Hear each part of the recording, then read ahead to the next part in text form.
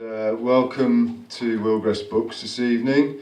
We're here to do spoken word, but I think it'll be poetry mainly.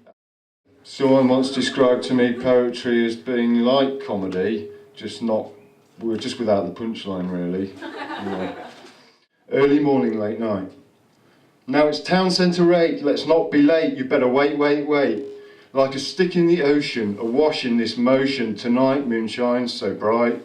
For the tracks in this town are all I have found, as I pound the cogs until the dawn sets me free, where rapture and rupture burst through this devotion with a dusty explosion, to avoid the silent void. The dumb and dusted drawn dawn, the moon is shine so bright, so now I can go down in this silence of sound. A moon night shower, the drops say pitter-patter, tell me what's the matter? It's the cracks in this town, dragged me down, now I see the illuminate hum of a Belisha beacon.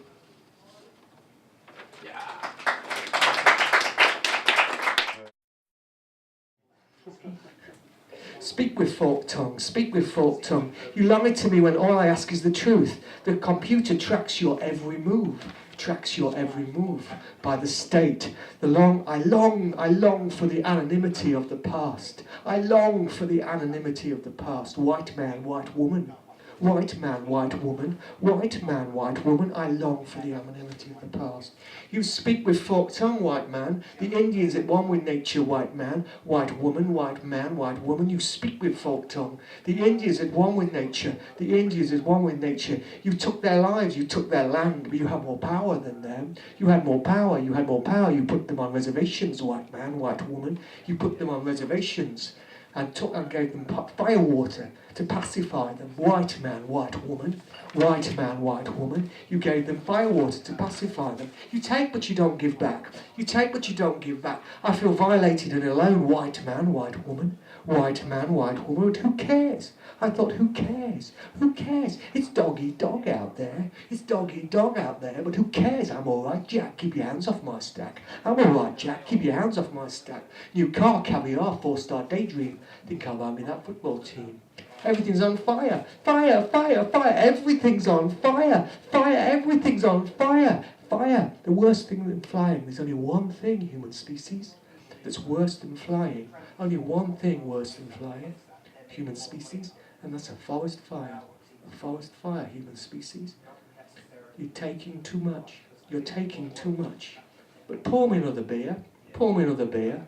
Pour me another beer. You're taking too much while the plant burns. Pour me another beer. The homeless, the hungry, the human nature, the room at the top. If you can learn how to smile as you kill. If you can learn how to smile as you kill. If you can learn how to smile as you kill.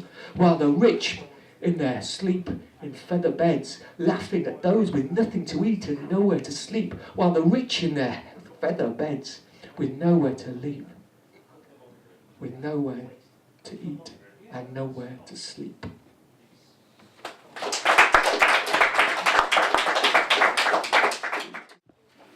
This one, starting off on a really cheery note, is something I wrote for my grandfather when he passed away a couple of years ago, so big smiles, yeah. If you can't tell, I'm nervous and I babble. Okay. I'm so glad that I remember you the way you always were, before the illness finally changed you in your last 2 days on earth. I saw you just 3 weeks before, laying in that hospital bed. You looked the very peak of health, yet they said you'd soon be dead. We talked about such silly things, life and work and play. I couldn't believe it when they said it could be any day. Your sentence was then meted out, 2 months here, 2 weeks at home. 3 weeks later, home in bed, came the banshee's sombre tone. I'm sad I could not be there, with you at your side. Yet I'm glad I remember the man who lived, and not the one who died.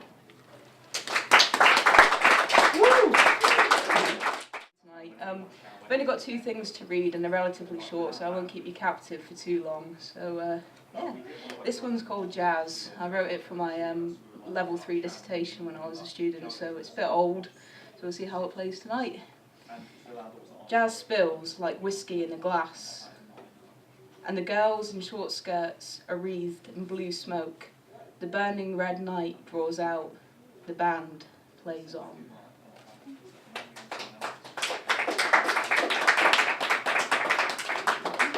And this is a more recent one, untitled as yet, so I'll just get on with that. In rooms we had shared, the space dividing and uniting us, cigarette smoke permeating every surface, and drifting through our conversation. The single gesture of your hand, like a lazy comma, pauses me in freeze frame, and so I remain, at your will, silent still, waiting for your command. My life on hold, so that you may live yours, our breath, our hearts in sync, and when you take it all, until the words are dragged, unwilling and broken from my lips. I know that you loved me once.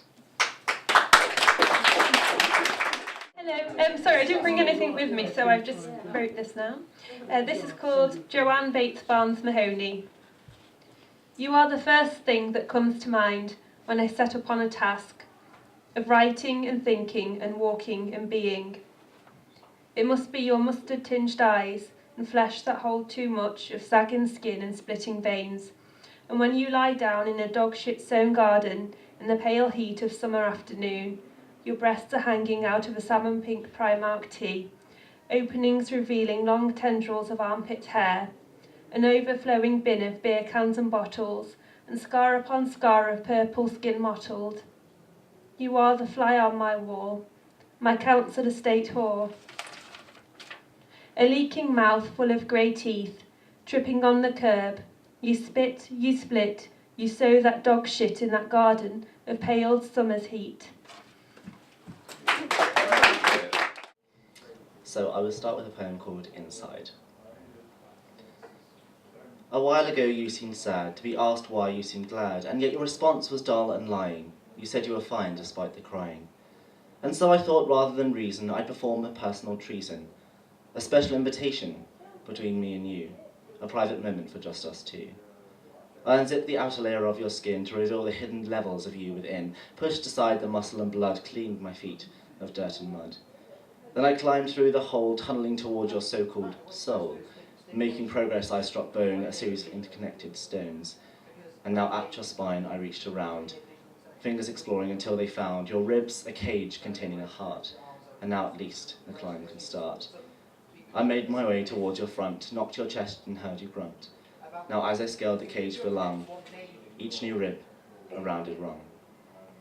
I saw the tiniest little chink of light, the end of tunnel shining bright, and before long my head was through, between your neck and the whole of you. And then I felt just as you did, saw every little secret you've ever hid, and it scared me exceedingly to see so much of someone who was not me. Somehow it felt right that we were one, to be just a bullet without a gun, but there was a definite sense of unease. The tightness of your dermis was a squeeze.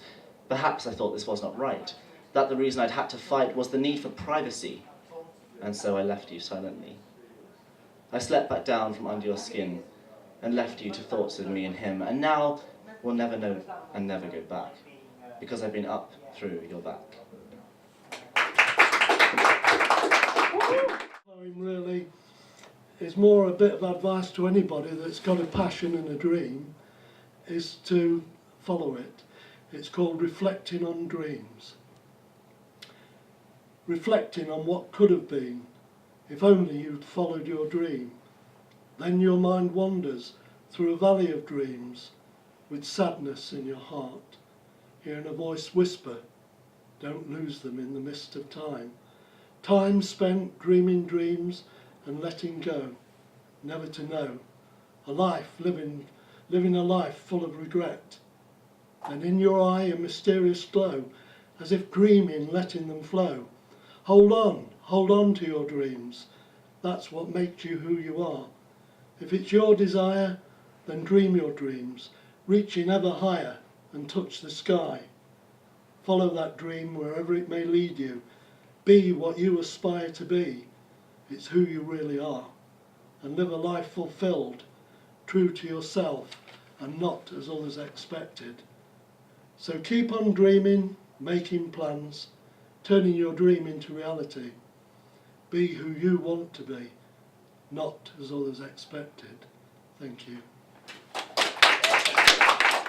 It's a bit of a dark poem, but it's I've got a grandson who's in his early 20s, and he has Asperger's, and he came to live with me for a year, which was a bit of a roller coaster ride in learning about Asperger's.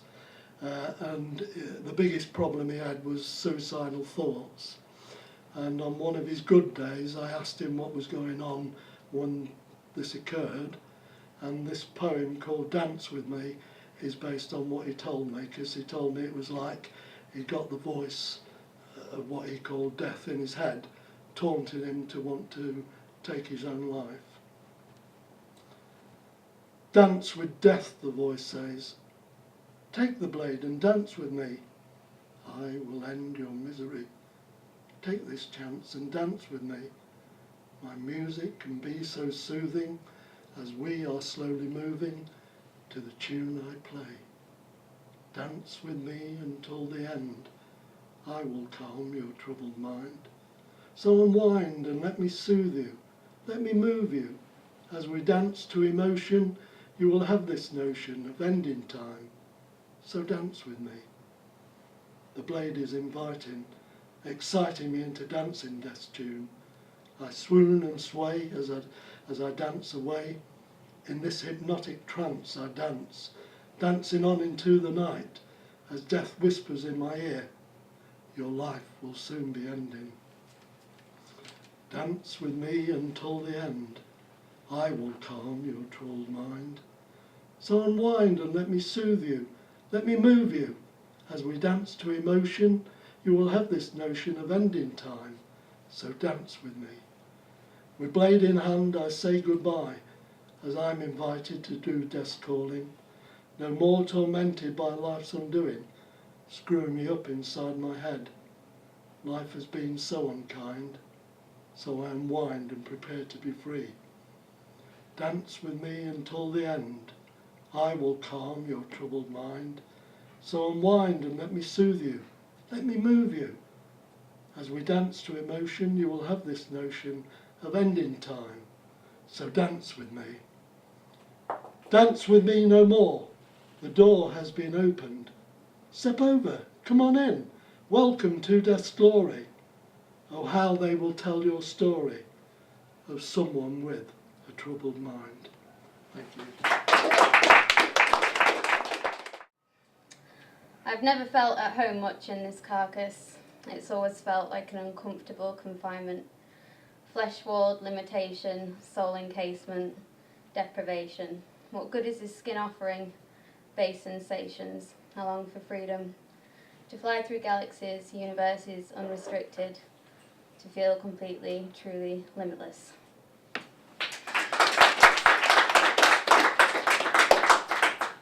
Now I'm going to read something that's really not for this crowd. It's about getting annoyed at writing, so... I'm getting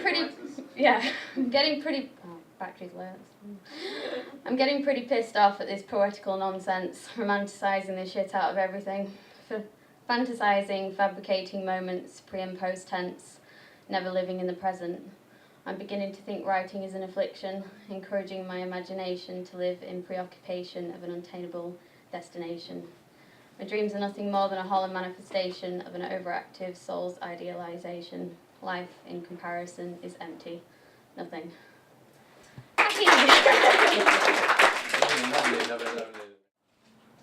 Moving to Scunny. It's not very sunny where I am. Not that it's sunny here.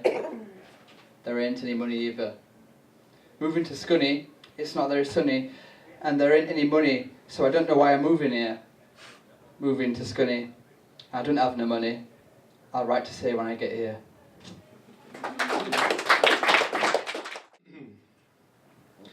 It's a sweet, sweet, simple sacrifice. We watch, we learn, and we see them cry. We question the love left in our eyes as we lay like lead and question, how do we sleep at night? Is it really as callous as you think? We dig, fingernails dirty, putting holes in everything. It's down to them to sink or to swim, but it's up to me to fill their lungs with water. Such sweet water. And the steps we build to climb We line with words we think sublime, but it's not sublime. When the words are snared for our feet to tear as we tear, and we tear, and the tears fall no nearer, and the wounds fill up with water, such sweet, simple water. Thank you. One's a song of frustration with all the things, a hell of a lot of the things that are wrong with the way the world is at the moment. So here we go. It's called Takers and Fakers. Stop the takers and the fakers and the cheating smash and grabbers and the bankers and the stealers and the greedy fame seekers. They're trashing all our lives with the fairy tales of lies of how rewards will come if you work and work and work for their bonuses and pensions, when they know we'll all get nothing when they've taken all they're wanting. Squandering and wasting and throwing what they've tasted as the trash mountains get higher and the air is getting dirtier. Stop the conmen and the scammers and the fishers and the trolls and the vandals and the spies stealing all our lives, nasty saboteurs and sneaky little spies spying on our lives for their secret desires. And the polar ice is melting and the rainforest getting smaller and the slag heaps getting taller and the skyscrapers scraping higher and our voices getting quieter as democracy is slaughtered. Too many liars lighting diversionary fires trying to confuse us by driving us round in circles. We get dizzy and lost as we pay the cost as their cash mountains get higher like the mighty Himalayas, as they reach the height of riches that make them feel inspired. As they spend and spend and spend on their symbols of greed, on their sports cars, yachts and penthouse flats and everything they need. One day they find out that money isn't everything, and maybe they will see that the best things in life are often free. Thank you very much.